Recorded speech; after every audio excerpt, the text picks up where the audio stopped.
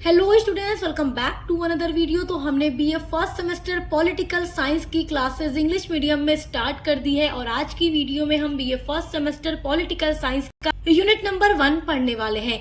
देखिए, जो भी बच्चे इंग्लिश मीडियम से क्लासेस कर रहे हैं उनके लिए भी क्लासेस हमने चैनल पर स्टार्ट कर दी है और जो बच्चे हिंदी मीडियम से पढ़ाई कर रहे हैं उनके लिए हर एक सब्जेक्ट की क्लासेस अपलोड हो चुकी हैं। 1 से लेकर 8 तक की यूनिट्स हम उनकी ऑलरेडी कंप्लीट करा चुके हैं, तो आप उसके लिए चैनल पर विजिट जरूर कीजिएगा। अब वही सारे सब्जेक्ट्स हम इंग्लिश में भी स्टार्ट कर रहे हैं ताकि इंग्लिश मीडियम के बच्चे भी अपनी तैयारी अच्छे से कर सके एग्जाम की। तो BA first semester political science अगर आपका मेजर सब्जेक्ट है या माइनर सब्जेक्ट है तो दोनों के लिए वीडियो इंपॉर्टेंट होगा, क्योंकि मेजर हो या माइनर टॉपिक वही होता है और क्वेश्चंस एग्जाम में वही सारे आते हैं। तो यूनिट नंबर 1 में आपको पढ़ना है birth, growth and the political trends in the Indian national movement. अगर मैं आपको बताऊं कि यूनिट नंबर 1 में आपको क्या पढ़ना है, तो आपको पढ़ना है कि हमारा जो इंडिया है ये पहले अंग्रेजों के अंडर में था। जो ब्रिटिश गवर्नमेंट थी यहाँ शासन करती थी, यहाँ उसका रूल चल रहा था। तो भारत को अंग्रेजों से आजाद कराने के लिए बहुत सारे मूवमेंट हुए। तो उसकी शुरुआत कैसे हुई, नेशनल मूवमेंट का बर्थ इंडिया में किस तरीके से हुआ, वो किस तरीके से ग्रोथ हुआ और पॉलिटिकल ट्रेंड्स क्या है इंडियन नेशनल मूवमेंट में, ये सारी चीजें आपको पढ़नी है यूनिट नंबर 1 के अंदर। तो देखिए, अगर बात की जाए नेशनल मूवमेंट शुरू किस तरीके से हुआ, तो आपको मैं बता दूं, आप लोगों ने पढ़ा होगा हिस्ट्री में रिवॉल्ट ऑफ 1857। तो रिवॉल्ट ऑफ 1857 को ही कहा जाता है first war of the independence. पहली बार आजादी के लिए लड़ाई लड़ी गई, लेकिन इसको पूरी तरीके से नहीं कहा जा सकता कि ये आजादी की लड़ाई थी।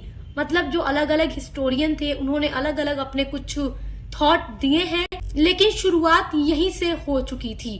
तो यही सारी चीजें आपको यूनिट नंबर 1 के अंदर पढ़ना है। तो ये बात तो आप जानते ही हैं कि हमारा भारत अंग्रेजों का गुलाम था और 15 अगस्त 1947 को हम अंग्रेजों की गुलामी से आजाद हुए हैं। लेकिन आजाद कराने के लिए जो मूवमेंट शुरू हुआ हमारे भारत में, उसके बारे में आपको यूनिट नंबर 1 के अंदर पढ़ना है। तो जैसा कि मैंने आपसे कहा, रिवॉल्ट ऑफ 1857 को ही फर्स्ट वॉर ऑफ इंडिपेंडेंस कहा जाता है कि आजादी के लिए पहली लड़ाई यहीं से शुरू हुई थी। तो देखिए, the revolt of 1857 often considered the first war of Indian independence was fueled by multiple political, economic, social and military grievances against British rule। तो यहाँ पर क्या कहा जा रहा है कि जो 1857 का रिवॉल्ट था उसे ऑफन कहा जाता है कि ये फर्स्ट वॉर ऑफ इंडिपेंडेंस था, क्योंकि रिवॉल्ट ऑफ जो 1857 हुआ था इसके बहुत सारे रीजन थे, पॉलिटिकल में भी, इकोनॉमिक में भी, सोशल में भी या फिर मिलिट्री में भी। क्योंकि जो भी इंडियन सैनिक थे उनको भी ब्रिटिश गवर्नमेंट से बहुत सारी शिकायतें, वो क्या शिकायतें थी आपको वीडियो में आगे पता चलती रहेंगी। तो चलिए आगे बढ़ते हैं। The revolt is known by several names. जैसे कि जो ब्रिटिश हिस्टोरियंस थे वो इस रिवॉल्ट को द सिपॉय म्यूटिनी कहते हैं। उसके अलावा जो इंडियन हिस्टोरियन है वो इसको क्या कहते हैं, द इंडियन म्यूटिनी। और विनायक दामोदर सावरकर के द्वारा इसको the first war of independence कहा गया। तो देखिए, अलग अलग जो लोग हैं उसको अलग अलग नाम देते हैं। आप उम्मीद करती हूँ ये समझ रहे होंगे कि ब्रिटिश हिस्टोरियन ने क्या कहा, द सिपॉय म्यूटिनी, और इंडियन हिस्टोरियन ने क्या कहा, द इंडियन म्यूटिनी। और जो विनायक दामोदर सावरकर थे उन्होंने इसको क्या कहा, the first war of independence. तो रिवॉल्ट ऑफ 1857 को इन वेरियस नामों से भी जाना जाता है। आपकी नेक्स्ट हेडिंग आ जाती है कॉजेज ऑफ रिवॉल्ट, यानी 1857 रिवॉल्ट के कॉजेज क्या थे, किन रीजन से, किन कारणों से ये रिवॉल्ट हुआ था। तो बात करें चाहे पॉलिटिकल हो, इकोनॉमिक हो, सोशल हो, हर एक फील्ड में बहुत सारी वजह थी इस रिवॉल्ट होने की। क्योंकि देखिए, जो ब्रिटिश गवर्नमेंट थी वो हर तरीके से भारत की जनता का शोषण करती थी, उनसे ज्यादा टैक्स लेती थी, उनसे अपने मन के काम कराती थी, अपने मन की खेती कराती थी हर एक फील्ड में। तो पहला जो हम कॉज देखेंगे रिवॉल्ट का वो है पॉलिटिकल कॉज, यानी कि राजनीतिक कारण।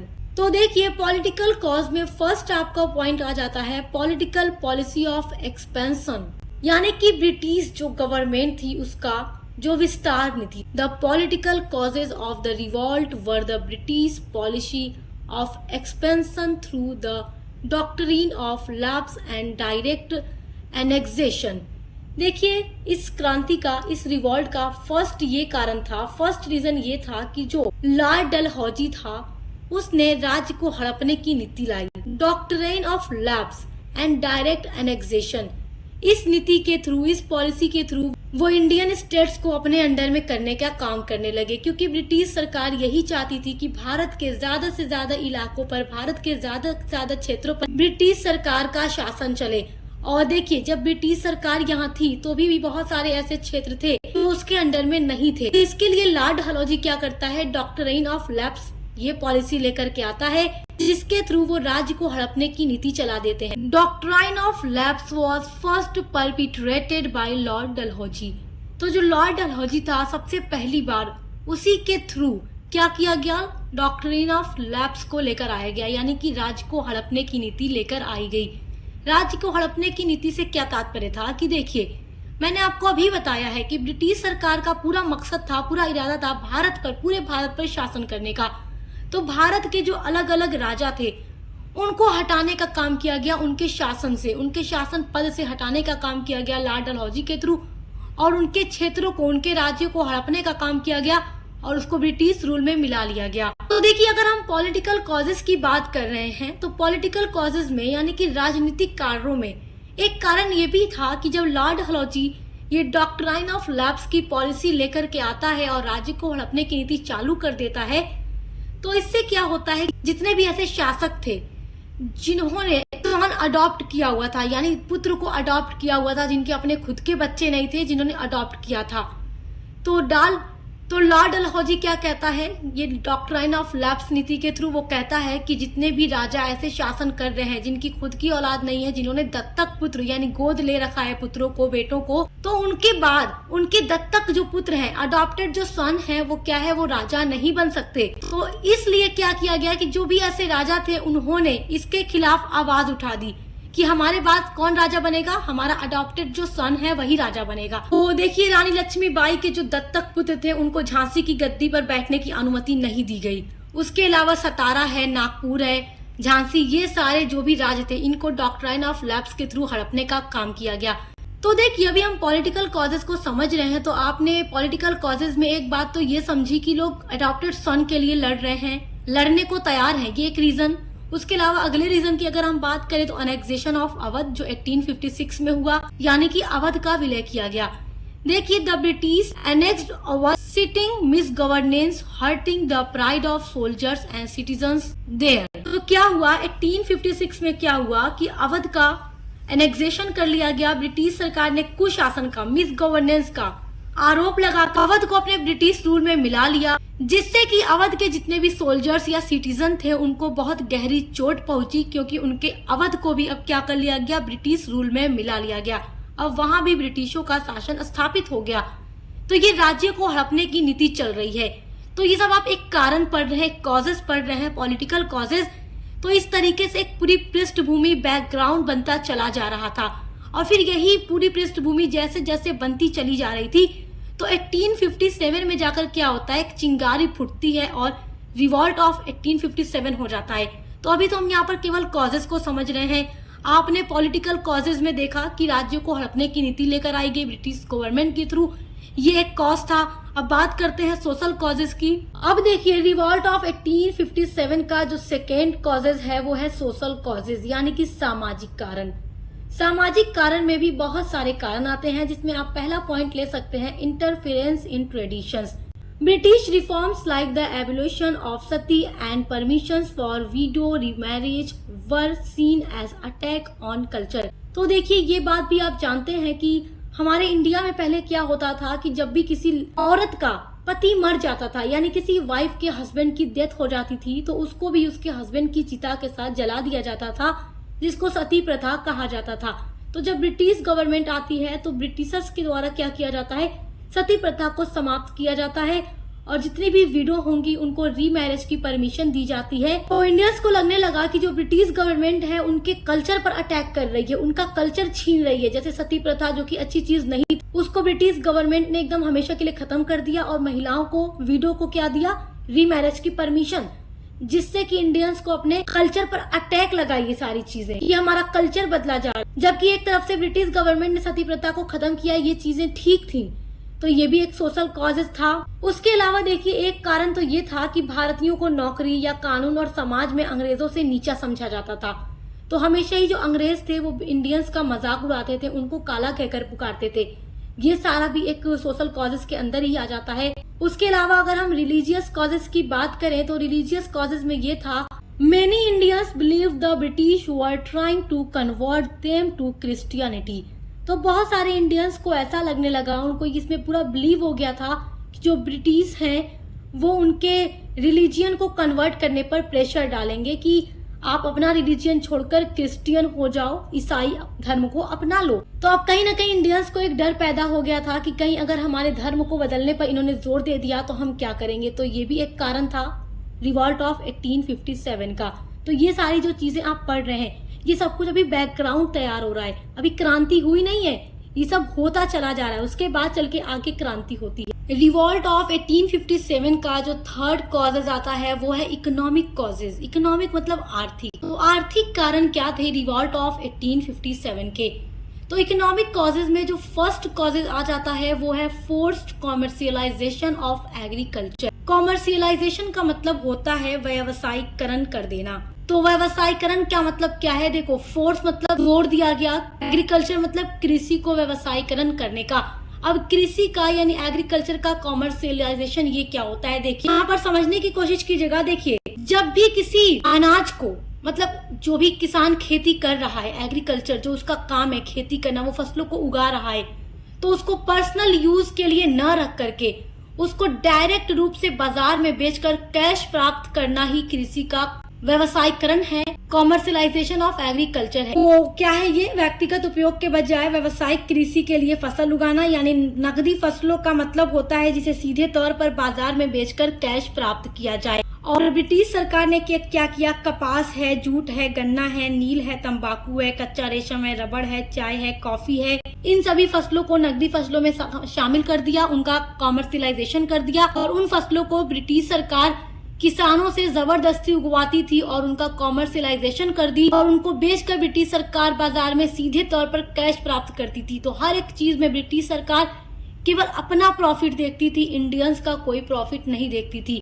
तो पहला कॉजेज तो ये था कि कॉमर्शियलाइजेशन कर दिया गया एग्रीकल्चर का। उसके अलावा इकोनॉमिक कॉजेज में जो सेकेंड पॉइंट आ जाता है वो है high taxation on the peasants, यानी कि जमींदारों पर ज्यादा से ज्यादा टैक्स लगा दिया गया। ब्रिटिश सरकार क्या करती थी कि बहुत ही ज्यादा टैक्स लगाती थी किसानों पर, जमींदारों पर, और क्या होता था कि जो खेती की जाती थी उसका आधा से ज्यादा हिस्सा ब्रिटिश गवर्नमेंट टैक्स के रूप में ले लेती थी और गरीब किसानों के पास कुछ भी नहीं बचता था। तो किसान भी अब बहुत परेशान हो चुके थे ब्रिटिश के शोषण और अत्याचार से, और वो अब बदलाव चाहते थे, वो क्रांति करने के लिए तैयार थे। तो ये सब एक कारण बनता चला जा रहा है और आगे चलकर क्रांति होगी। आप इसको अगर कहानी की तरह समझेंगे तो बहुत अच्छे से समझ आएगा। आप ये समझिए कि जो चीजें आप पढ़ रहे हैं ये सब अभी होता चला जा रहा है और आगे चलकर क्या होगा, क्रांति हो जाएगी 1857 में। तो इकोनॉमिक कॉजेज में देखिए तीसरा पॉइंट है ड्रेन ऑफ वेल्थ। तो ड्रेन ऑफ वेल्थ क्या है इसको देखिए। ड्रेन ऑफ वेल्थ को हिंदी में कहते हैं धन का निकास। तो ड्रेन ऑफ वेल्थ का मतलब होता है कि भारत के धन और जो भी संसाधन है, जो भी रिसोर्सेज हैं, उनका बिना आर्थिक लाभ लिए ही ब्रिटेन लेकर चले जाना। तो इंडिया का जो धन था वो कहाँ जाता था, ब्रिटेन चला जाता था। ब्रिटिश सरकार क्या करती थी, यहाँ से कच्चे माल, सस्ते मजदूर लेकर के उनसे अपना फायदा करती थी, अपना लाभ कमाती थी। तो भारत का धन कहाँ चला जाता था, इंग्लैंड चला जाता था। तो ये भी एक इकोनॉमिक कॉजेज में आ जाता है। उसके अलावा जमींदार राइट्स टेकन, और ब्रिटिश सरकार ने जमींदारों के सारे राइट्स ले लिए थे। तो जमींदार भी अब ब्रिटिश सरकार के खिलाफ आवाज उठाने को तैयार थे, क्रांति के लिए तैयार थे। तो ये सब इकोनॉमिक कॉजेज में आ जाता है। आई होप कि आप इसको समझ रहे हो। रिवॉल्ट ऑफ 1857 का जो कॉजेज है उसमें फोर्थ कॉजेज आ जाता है मिलिट्री कॉजेज, यानी सैनिक कारण। Indian soldiers were paid less than British soldier, denied promotions and faced discrimination. देखिए जो इंडियन सोल्जर्स थे उनको उसी पद पर रहकर भी कम पेड किया जाता था, यानी उनको कम सैलरी दी जाती थी और ब्रिटिश सोल्जर्स को ज्यादा सैलरी दी जाती थी। इनका प्रमोशन भी कम होता था और इनको बहुत सारी डिस्क्रिमिनेशन भी फेस करना पड़ता था। इंडियन सोल्जर्स बहुत कुछ सहते भी थे और जितने भी अच्छी फैसिलिटी होती थी वो सब ब्रिटिश सोल्जर्स को दी जाती थी, ना कि इंडियंस को। तो ये सब मिलिट्री कॉजेज थे। तो अभी तक आपने रिवॉल्ट ऑफ 1857 के 5 कॉजेज देख लिए और समझ लिए। फर्स्ट आपने पॉलिटिकल समझा, सेकेंड आपने social, third religion, fourth economic and fifth military causes. तो ये सारे कॉजेज तो हैं ही 1857 के रिवॉल्ट के। एक आ जाता है इमीडिएट कॉजेज, जिसको हिंदी में कहते हैं तात्कालिक कारण। देखिए ये सारे कॉजेज बैकग्राउंड बनते चले जा रहे थे हर तरीके से। हर एक फील्ड में जो इंडियन सिटीजन थे, भारत के नागरिक थे, वो ब्रिटिश सरकार से उब चुके थे। अब वो क्रांति चाहते थे, बदलाव चाहते थे, ब्रिटिश सरकार को यहाँ से हटाना चाहते थे। तो वो क्या करने के लिए तैयार थे? ब्रिटिश सरकार के खिलाफ आवाज उठाने को तैयार थे। तो एक ऐसा कॉजेज होता है जिसको इमीडिएट कॉजेज कहा जाता है, यानी रिवॉल्ट ऑफ 1857 का तात्कालिक कारण। कि ऐसा क्या हुआ कि अचानक से क्रांति भड़क उठी, एक ज्वाला फूट उठी क्रांति की। The revolt of 1857 eventually broke out over the incident of greased cartridge. तो 1857 का ये जो रिवॉल्ट हुआ, ये ग्रीस्ड कार्टिज की वजह से क्या होता है, भड़क उठता है, और यहीं से रिवॉल्ट ऑफ 1857 की शुरुआत हो जाती है।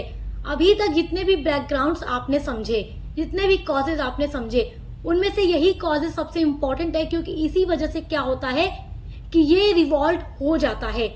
अब आप सोच रहे होंगे ये ग्रीस्ड कार्टिज क्या है, तो बड़े ध्यान से समझिएगा यहाँ पर। The introduction of the Enfield rifle, it was said the cartridge of this rifle was wrapped in the fat of cow and. तो देखिए ये अफवाह फैल जाती है हर मिलिट्री में कि क्या है, जो नई राइफल लेकर आई गई है। देखिए जो पहले राइफल यूज की जाती थी, जो सैनिक पहले राइफल यूज कर रहे थे, जो बंदूक यूज कर रहे थे, तो ब्रिटिश गवर्नमेंट उसकी जगह एक नई राइफल लेकर आती है, एनफील्ड राइफल। तो उसमें जो कार्टिज लगता था, जिसको हिंदी में कारतूस बोलते हैं, उसको ना उसको बंदूक में लगाने से पहले उसके ऊपर के हिस्से को मुंह से काटना पड़ता था। ये अफवाह फैल गई कि इसमें फैट का इस्तेमाल किया गया है, काउ एंड पीक। इसमें काउ एंड पीक की फैट का यूज किया गया है इसको बनाने में। Cartridge has to be bitten off before loading it into the gun. तो इसको गन में लगाने से पहले इसको मुंह से काटना पड़ता था। बोथ हिंदू एंड मुस्लिम सिपाही रिफ्यूज टू यूज देम। तो हिंदू और मुसलमान दोनों ने इस राइफल का यूज करने से साफ साफ इनकार कर दिया, क्योंकि हिंदू और मुसलमान दोनों के लिए यहाँ पर एक धर्म का खतरा पैदा हो रहा था। हिंदू में गाय को गौ माता बोला जाता है, और वो अपने गाय की चर्बी से बनी बंदूक में लगाने वाली कार्टिज का यूज करने से मना कर देते हैं। और मुसलमानों के धर्म में पिग को हराम बोला जाता है, तो वो इसलिए इसका यूज करने से मना कर देते हैं, क्योंकि दोनों के ही धर्म का यहाँ विनाश हो रहा था। तो हिंदू मुसलमान जितने भी सैनिक थे वो सारे क्या करते हैं, न्यू इनफील्ड राइफल के यूज से साफ साफ इनकार कर देते हैं, और यहीं से रिवॉल्ट ऑफ 1857 की शुरुआत हो जाती है। इन मार्च 1857 मंगल पांडे, ए सिपाही इन Barrackpore, had refused to use the cartridge and attack his senior officer। देखिए ये बात बैरकपुर छावनी में भी पहुंच जाती है मार्च 1857 में, और वहाँ एक सैनिक थे जिनका नाम था मंगल पांडे। मंगल पांडे देख लेते हैं अपनी आंखों से सारी चीजें कि इसमें काउ एंड पीक की फैट का यूज किया जा रहा है, तो वो अपने सीनियर ऑफिसर जो कि एक ब्रिटिश ऑफिसर थे, उनके ऊपर गोली चलाकर उनकी हत्या कर देते हैं, उनको मार डालते हैं, और साफ साफ मना कर देते हैं कि वो इस कार्टिज का यूज हरगिज नहीं करेंगे। तो मंगल पांडे जब अपने सीनियर ऑफिसर को मार देते हैं, तो उनको 8 अप्रैल 1857 को फांसी की सजा दे दी जाती है। अब देखिए जैसे जैसे ये बात हर मिलिट्री में फैल रही थी, तो हर जगह के जो सोल्जर्स थे वो मना कर देते थे इस कार्टिज का यूज करने से, जिसमें काउ एंड पिग की फैट का यूज किया गया है। अब धीरे धीरे ये बात पहुंच जाती है कहां पर, मेरठ में। The 1857 revolt on May 9th was the imprisonment of 85 Indian soldiers in Meerut for refusing to use the new Enfield rifle cartridge। तो देखिए क्या होता है, धीरे धीरे ये बात हर मिलिट्री में फैल जाती है, और जब ये बात मेरठ में पहुंचती है तो 9 मई 1857 में क्या होता है कि वहां के भी जितने सोल्जर्स थे उन्होंने न्यू एनफील्ड राइफल के कार्टिज को यूज करने से मना कर दिया, जिसकी वजह से ब्रिटिश गवर्नमेंट क्या करती है, वहां के 85 इंडियन सोल्जर्स को कैद कर लेती है और जेल में डाल देती है। तो इस तरीके से क्या होता है कि 10 मई 1857 was regarded as the beginning of the revolt। और जब 9 मई को क्या किया जाता है कि 85 इंडियन सोल्जर्स को जेल में ब्रिटिश सरकार डाल देती है, तो 10 मई को जितने भी सोल्जर्स बचे थे मेरठ में, वो क्या करते हैं, अटैक कर देते हैं वहां पर, और अपने जितने भी 85 सोल्जर्स को कैद किया गया था ब्रिटिश सरकार के थ्रू उनको जेल से आज़ाद कराते हैं और क्रांति की आवाज़ दे करके वो दिल्ली की ओर पहुंचने की कोशिश करते हैं। और वहीं से 10 मई 1857 यानी 10 में 1857 से क्रांति की शुरुआत हो जाती है। और जितने भी लोग थे, जितने भी क्रांतिकारी थे, वो 10 मई को निकलते हैं मेरठ से। दे रीच्ड दिल्ली ऑन 11 मई और 11 मई को वो दिल्ली पहुंच जाते हैं। 12 में वहां पर पहुंच करके 12 मई 1857 को बहादुर शाह जफर को अपना राजा मान लेते हैं, अपना लीडर मान लेते हैं। बहादुर शाह जफर जो थे वो मुगल वंश के लास्ट शासक माने जाते हैं और यहीं से मुगल वंश का अंत हो जाता है। तो आपने पढ़ा है मुगल वंश की शुरुआत बाबर ने की थी 1526 में और ये बहादुर शाह जफर के बाद खत्म हो जाती है। इसके बाद कोई भी नया शासक मुगल वंश के लिए नहीं आता। तो इस तरीके से 10 में 1857 से रिवॉल्ट ऑफ 1857 शुरू हो जाता है और धीरे धीरे हर जगह पहुंचने लगता है। आफ्टर 10 में 1857, 10 मई 1857 के बाद द रिवॉल्ट स्प्रेड, ये जो रिवॉल्ट है स्प्रेड यानी फैलता है to the different parts of India. तो भारत के अलग अलग हिस्सों में भी ये फैलता है फ्रॉम दिल्ली, दिल्ली से। तो जितने भी मेरठ के लोग थे, जितने भी मेरठ के सोल्जर्स थे, वो दिल्ली की ओर पहुंच जाते हैं। दिल्ली जब पहुंचते हैं तो क्या होता है, ये जो रिवॉल्ट है पूरे भारत के अलग अलग हिस्सों में फैलने लगता है। तो ये जो रिवॉल्ट है दिल्ली, झांसी, कानपुर, लखनऊ, बरेली, अवध, असम, बिहार और कुछ कुछ राज्यों में फैलता है। ये पूरे भारत में नहीं फैलता, पूरे भारत के हर राज्य में नहीं फैलता। तो कहीं ना कहीं इसकी असफलता का ये भी एक कारण था, क्योंकि ये जो रिवॉल्ट था सक्सेसफुल नहीं हो पाता, ये फेल हो जाता है। लेकिन कहीं ना कहीं यहाँ से फर्स्ट वॉर ऑफ इंडिपेंडेंस की शुरुआत हो जाती है। रिवॉल्ट ऑफ 1857 का जो सबसे इम्पोर्टेंट टॉपिक आ जाता है वो है why did the revolt fail, यानी ये रिवॉल्ट फेल क्यों हो गया। मैंने अभी आपको बताया कि जो रिवॉल्ट था इतना बड़ा था, इतना प्रभावशाली था, मगर फिर भी ये फेल हो जाता है, सक्सेसफुल नहीं हो पाता। तो इसके फेल होने की बहुत सारी रीजन हैं। आइए उनको जानते हैं कि किस किस वजह से ये रिवॉल्ट फेल हो जाता है, क्योंकि ये एग्जाम में जरूर पूछता है लॉन्ग क्वेश्चन में। तो रिवॉल्ट फेल होने का पहला पॉइंट हो जाता है lack of proper planning. Lack मतलब कमी हो जाता है, तो प्रॉपर प्लानिंग की इसमें कमी थी।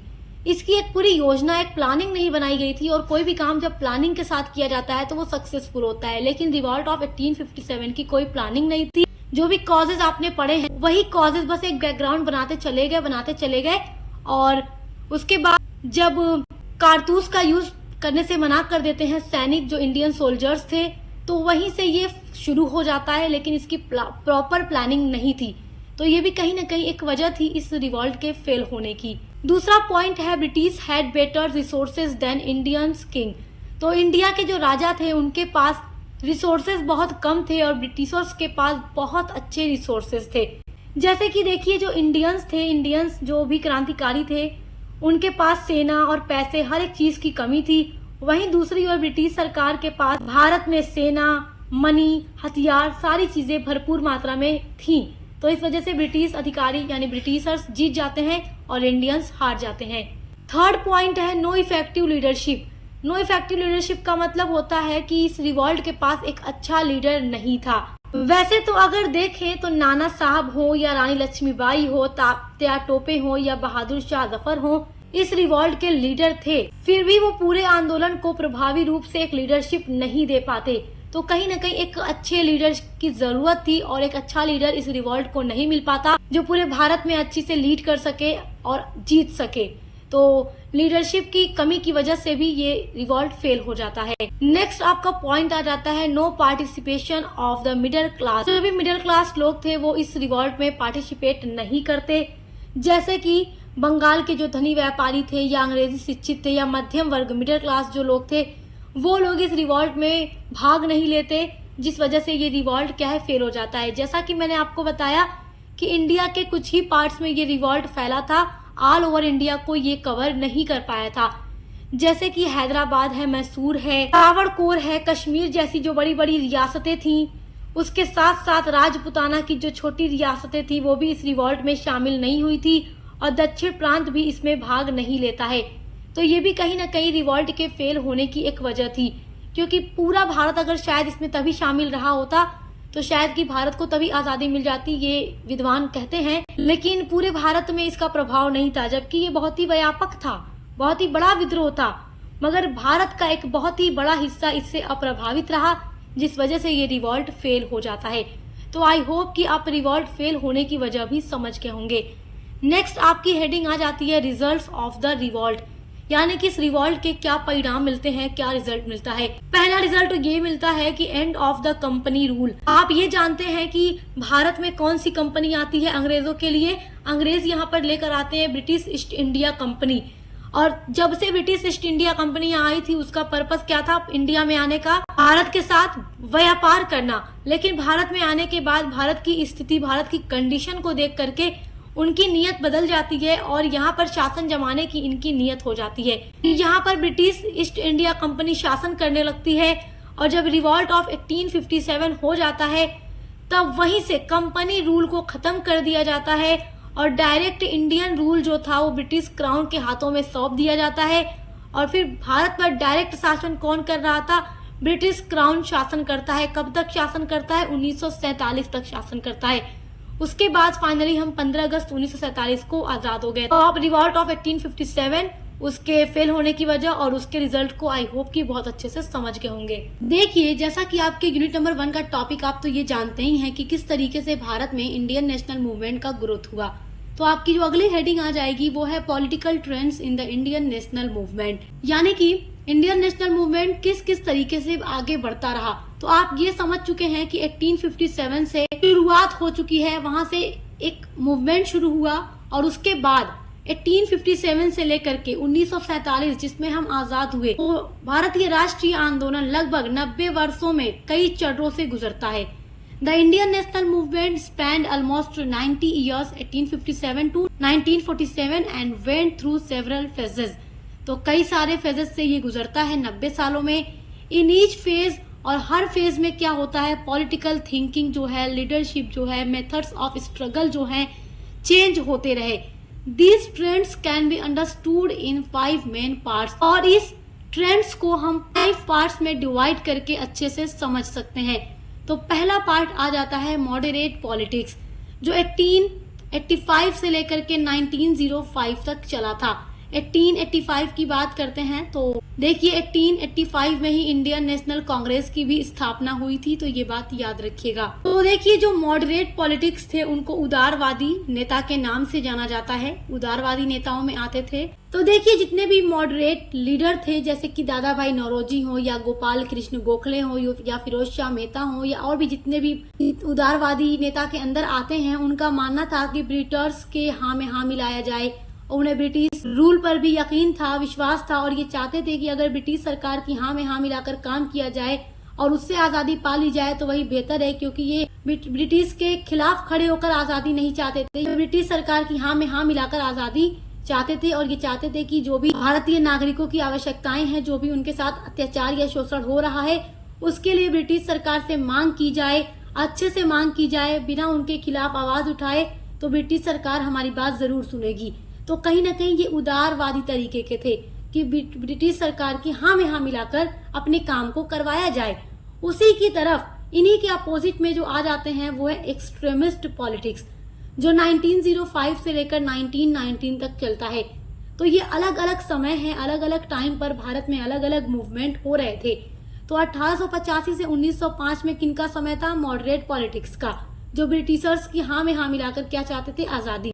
उन्हीं के विपरीत, उन्हीं के अपोजिट हमें एक अलग ग्रुप देखने को मिलता है, एक्सट्रीमिस्ट पॉलिटिक्स, जिनको कहा जाता है उग्रवादी नेता। इनमें कुछ अलग लीडर हैं, जैसे कि बाल गंगाधर तिलक हैं, लाला लाजपत राय हैं, विपिन चंद्र पाल हैं, अरविंदो घोष हैं। ये बिलीव करते हैं बायोकट में, स्वदेशी मूवमेंट में, पब्लिक मीटिंग में और हड़ताल करने वगैरह में। इनका मानना है कि ब्रिटिश की हाँ में हाँ मिलाकर कोई काम नहीं होने वाला, उनके खिलाफ बायोकट करना होगा, उनके खिलाफ हड़ताल, प्रोटेस्ट, हर एक चीज जो भी करनी पड़े हम करेंगे, उनके खिलाफ आवाज उठा के आंदोलन करेंगे और अपने देश की आजादी की बात करेंगे। तो ये जो दो अलग टाइप के लीडर आप देख रहे हैं, दोनों के जो ख्यालात हैं, सोचने के तरीके हैं, दोनों एक दूसरे से बहुत ही अलग हैं। और ये जो दोनों ही नेता हैं, ये कांग्रेस के ही नेता हैं।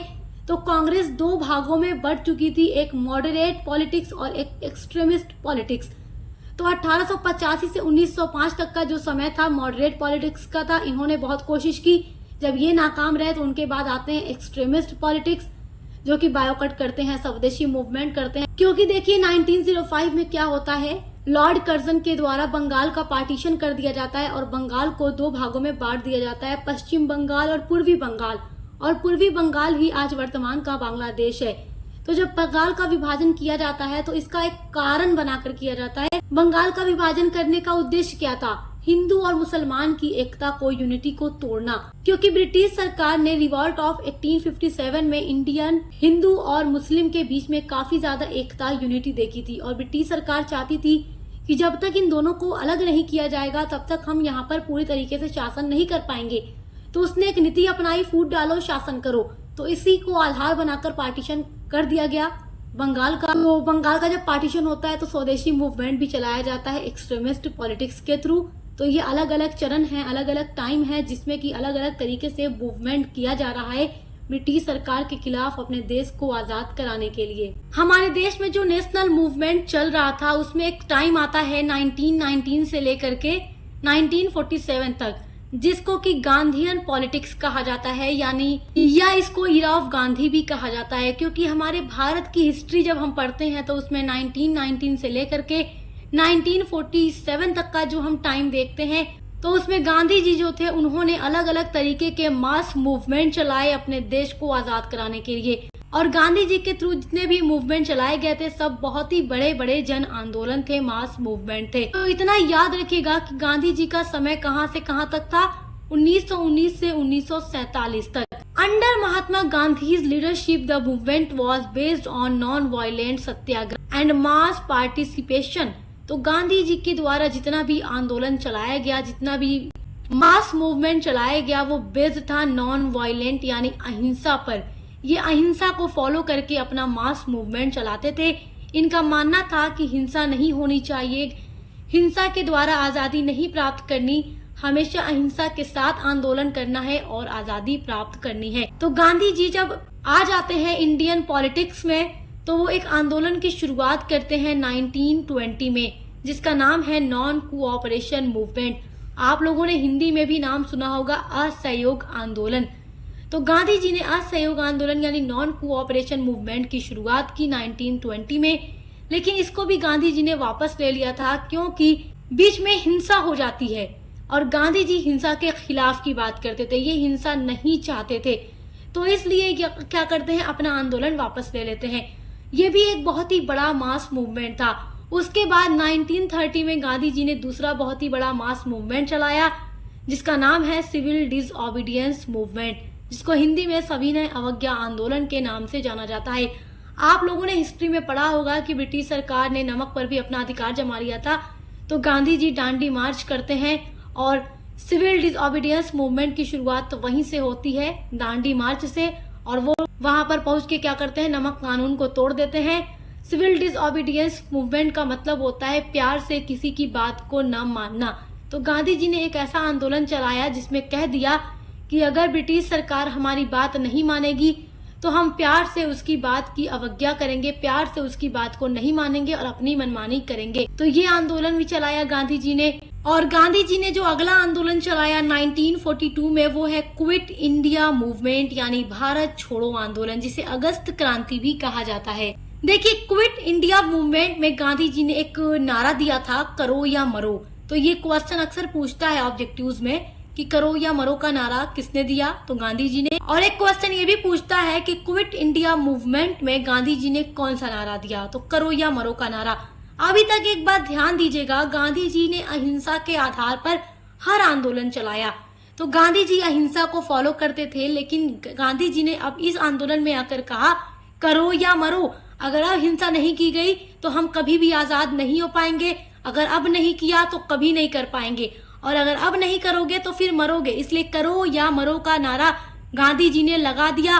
और ये बात गांधी जी से पहले सुभाष चंद्र बोस भी कह चुके थे कि जब तक आप विरोध नहीं करेंगे, हिंसा के माध्यम से आंदोलन नहीं करेंगे, हम आजादी नहीं पा पाएंगे। तो गांधी जी जब 1942 में आते हैं तब उन्हें ये बात समझ आई थी जो अन्य नेताओं ने पहले कही थी। तो अब गांधी जी ने ये नारा दे दिया और भारत की हर जनता बढ़ चढ़ कर इस आंदोलन में भाग लेती है। और इस आंदोलन में ये भी होता है कि सारे बड़े बड़े नेताओं को कैद कर लिया जाता है। लेकिन फिर भी भारत की जनता मूवमेंट जारी रखती है। तो गांधी युग में ये 3 आंदोलन बहुत ही ज्यादा फेमस है। वैसे तो गांधी जी ने बहुत तरह के सत्याग्रह भी चलाए हैं किसानों को लेकर या अलग अलग चीजों को, किसानों पे जो अत्याचार या शोषण ब्रिटिश सरकार करती थी, टैक्स वगैरह लेती थी, हर एक चीज के लिए गांधी जी ने अलग अलग सत्याग्रह मूवमेंट चलाए हैं। लेकिन ये 3 जो मूवमेंट है मास मूवमेंट के नाम से बहुत ही इंपॉर्टेंट है। तो आई होप कि आप इनको समझ गए होंगे। तो ये जो अलग अलग मूवमेंट आप पढ़ रहे हैं, इस तरीके से हमारा देश आजाद हुआ है। बहुत ही मेहनत की है हमारे देश के महापुरुषों ने, हमारे देश के नेताओं ने। 4th पॉइंट जो आ जाता है वो है कॉम्युनल पॉलिटिक्स, जो 1906 से 1947 तक चला था। कॉम्युनल मतलब हो जाता है सांप्रदायिक, पॉलिटिक्स मतलब राजनीति। तो देखिए 1906 में मुस्लिम लीग की स्थापना हो चुकी थी और ये काम किसने कराया था? अंग्रेजों ने। अंग्रेजों ने मुसलमानों को चढ़ा दिया कि कांग्रेस तुम्हारी पार्टी नहीं है, ये तुम्हारा भला नहीं चाहेगी, तुम अलग से पार्टी बना लो। तो 1906 में राइज ऑफ मुस्लिम लीग यानी मुस्लिम लीग का उदय हुआ। सेपरेट इलेक्टोरेट्स यानी अलग निर्वाचन मंडल की डिमांड की and leading to demand for Pakistan, और मुसलमानों ने डिमांड की पाकिस्तान यानी अलग देश की। तो ये सब कुछ काम कौन कर रहा था? ब्रिटिश सरकार भड़का रही थी मुसलमानों को और हिंदू मुसलमान की एकता में फूट डालने में वो पूरी तरीके से कामयाब भी रही, जिसके थ्रू मुस्लिम लीग का उदय हुआ और फिर अलग से एक देश की मांग की गई। तो कहीं ना कहीं जितने भी मूवमेंट हो रहे थे उनमें अलग से मुस्लिम लीग भी आवाज उठा रही थी। तो कॉम्युनल पॉलिटिक्स भी आप याद रखेंगे। उसके अलावा जो 5th पॉइंट आ जाता है वो है रेवोल्यूशनरी एंड सोशलिस्ट पॉलिटिक्स, यानी कि क्रांतिकारी और समाजवादी प्रवृत्तियां। तो Bhagat Singh, Chandrashekhar Azad, Subhash Chandra Bose inspired militant and socialist path. तो ये जो नेता थे इन्होंने क्रांतिकारी और समाजवादी मार्ग को अपनाया। तो इस तरीके से अलग अलग नेताओं ने अलग अलग मार्ग को अपनाकर अलग अलग तरीके से संघर्ष किया, आंदोलन किया, मूवमेंट किया। उसी का परिणाम है कि हम 15 अगस्त 1947 में हमेशा हमेशा के लिए अंग्रेजों की गुलामी से आजाद हो गए। सो आई होप कि आज के टॉपिक को आप बहुत ही अच्छे से समझ गए होंगे। उम्मीद करती हूँ बहुत अच्छी लगी होगी वीडियो। आपको पसंद आई तो लाइक, कमेंट, शेयर कीजिएगा। चैनल को सब्सक्राइब करना मत भूलिएगा क्योंकि यहाँ पर आपको बीए के लिए हर एक क्लास पढ़ने के लिए मिलेगी। अब मिलते हैं अगली वीडियो के